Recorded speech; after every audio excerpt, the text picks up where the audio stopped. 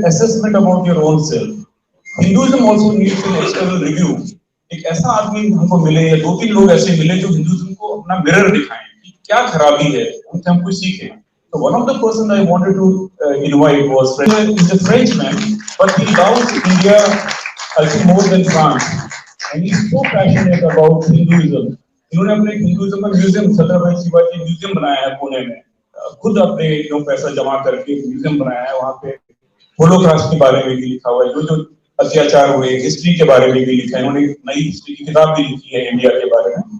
तो ये एक ऐसे इंसान है जो आपको सच बोलेंगे, क्योंकि जो सच के बगैर आगे हम बढ़ नहीं सकते हैं. आपको ऐसे लोगों की बहुत आवश्यकता है. I invite him to speak and give us some words of wisdom, sir.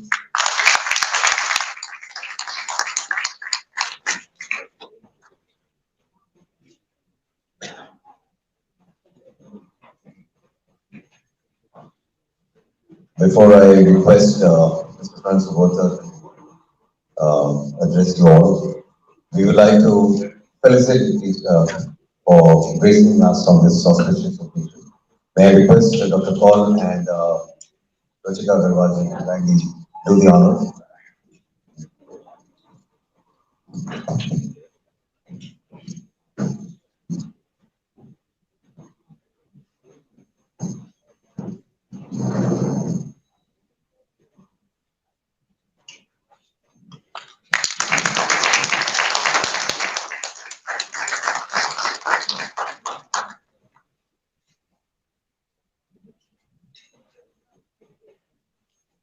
Ladies and gentlemen, Mr. Sansad,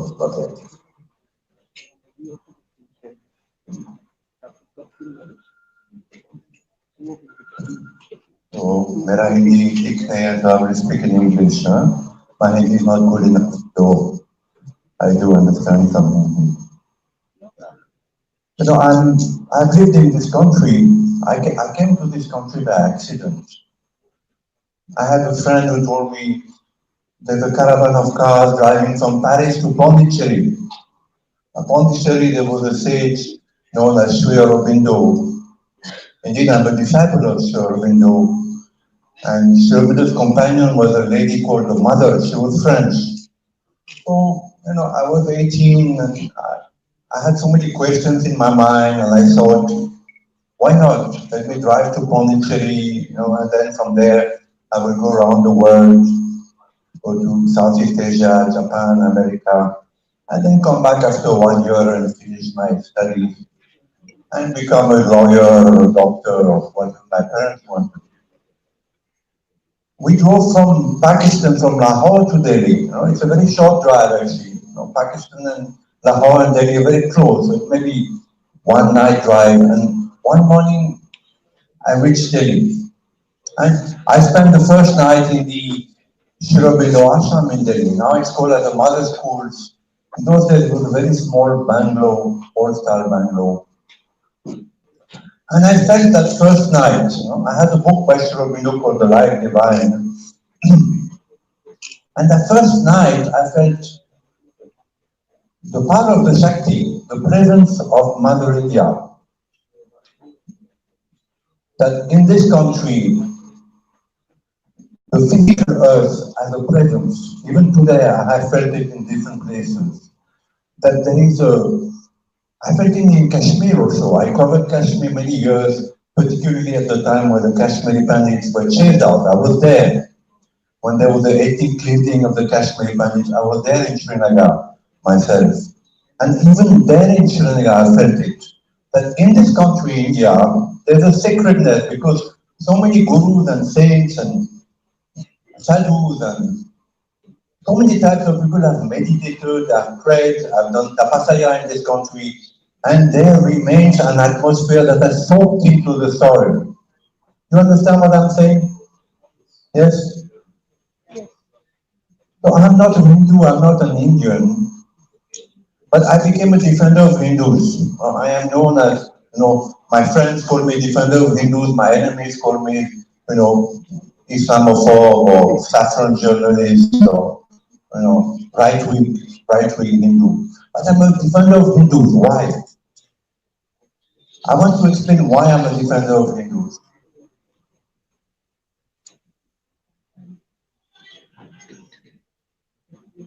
Because behind Hinduism there is a knowledge that is lost in the world. Once upon a time, people knew what happens when I die, what is karma, what is dharma, what is an avatar, how God manifests himself or herself at different times using different scriptures. So for me, Hinduism is not a religion, it's a knowledge. It is the last knowledge in the world that is alive and that can take people who are looking for this knowledge. What is life? Why? I mean, Christians believe there's only one life and then you die and you either go to hell or paradise or purgatory. Muslims believe that, if you kill a million people, you go to heaven and have 12 virgins. These are all very simplistic knowledge, but there is one knowledge which remains with the Hindu, that what happens when I die? Why there is a spark of the divine in me? How it gets reborn and reborn again towards perfection. So I came to this country and I found the answers to the questions I had as a kid, as a child, banging my head against the wall and looking for answers. So then I became a defender of Hindus. Of course, they're adorable people, and of course, they are wonderful people, but also because of the knowledge that stands behind Hindus. Now, I will tell you something else now.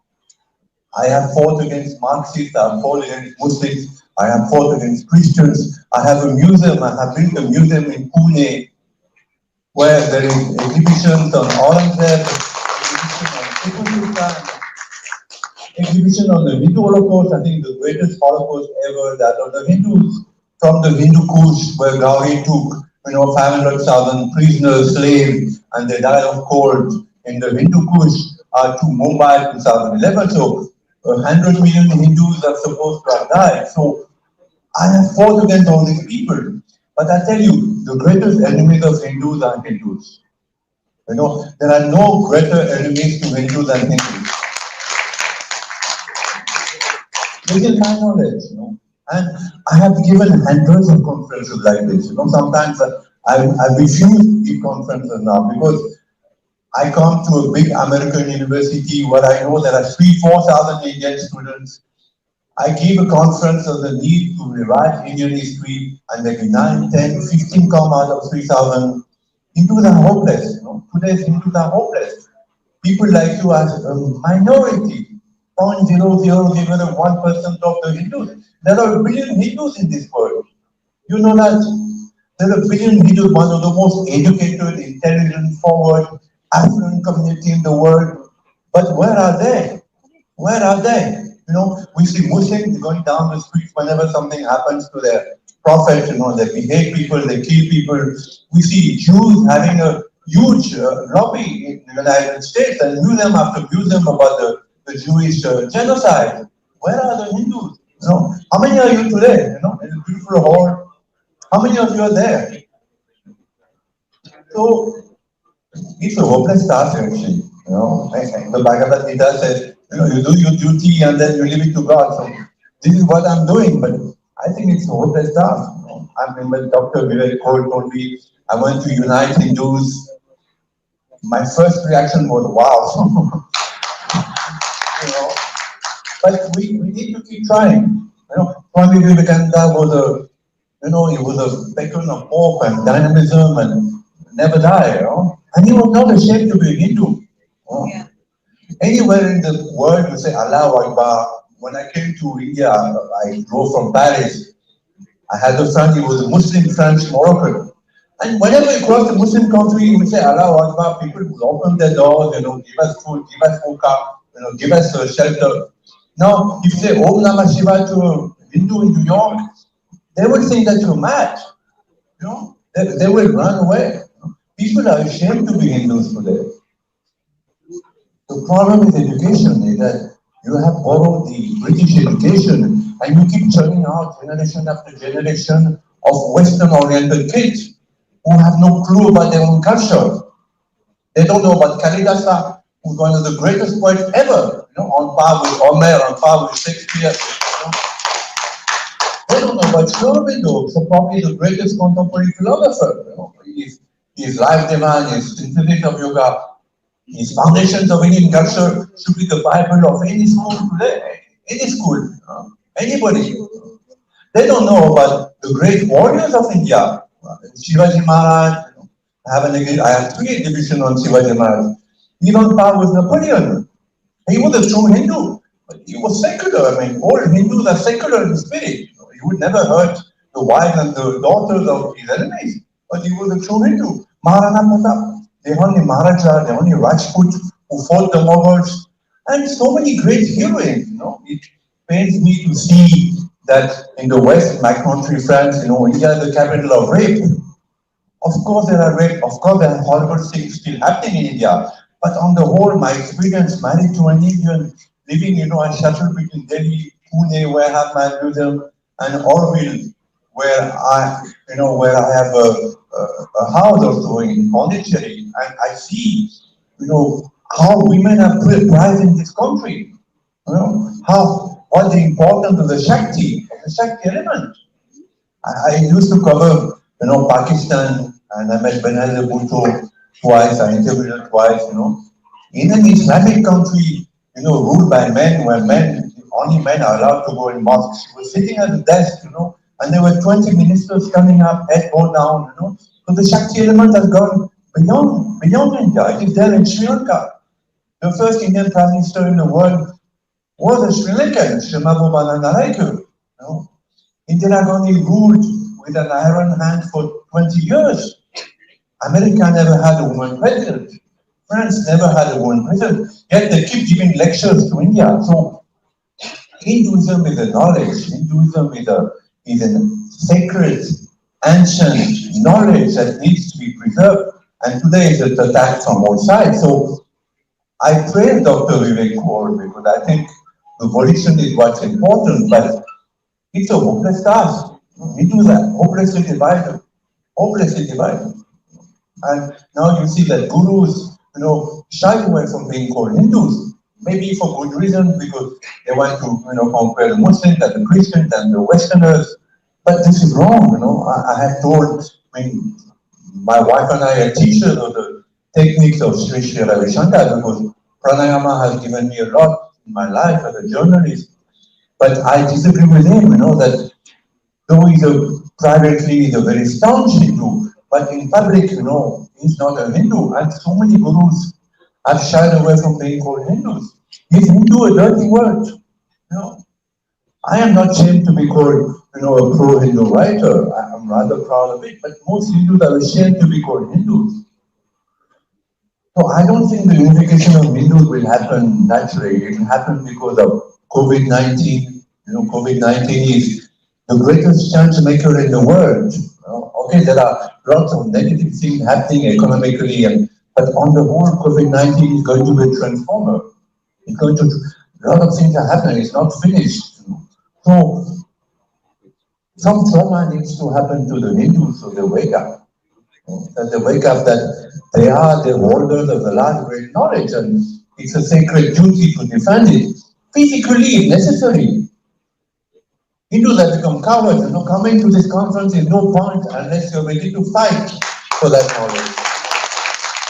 And by fighting, I don't mean fighting on social media. We can see that on social media there is a lot of nationalism but what is the point? Twitter in one go, wipes out, Trump and millions of his people. Tomorrow they go after Narendra Modi, so Mr. Modi keeps defending Twitter and meet, the head of Twitter. Fighting means going down in the street if necessary. I've kept saying that, I've given lectures to RSS people, to VHS people in America, and they asked me, what can we do? I said, fight, When someone writes something negative about Hindus, something defamatory, and at the moment, BBC, CNN, every Western, including Indian media, writes so negatively about Mr. Modi, about the BJP, about the removal of Article 370, which was absolutely just and fair. You go down the street, you meet the journalists. 4, 5, 6 young boys. There's no need to kill him. Just meet him, face him. Girls also can do. I remember that Tarun Tejpal, who was the once a very famous and journalist. He was accused of having, manhandled a girl or made a pass. He was finished. Girls can also fight. They can use, their own charm to fight.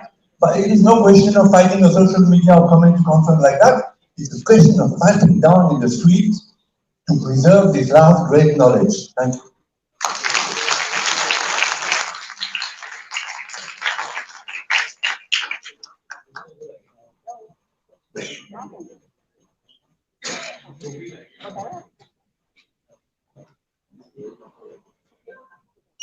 Thank you, Mr. Rote, for wonderful.